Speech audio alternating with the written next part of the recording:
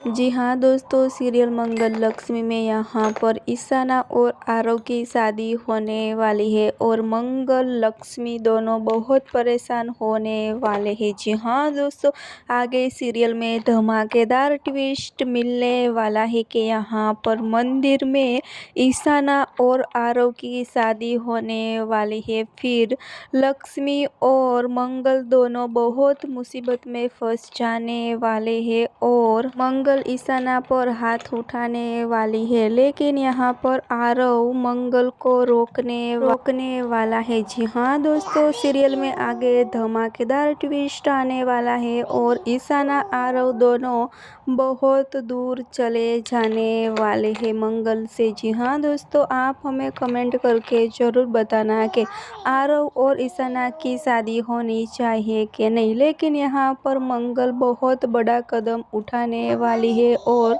आगे सीन धमाकेदार ट्विस्ट मिलने वाला है। जी हाँ।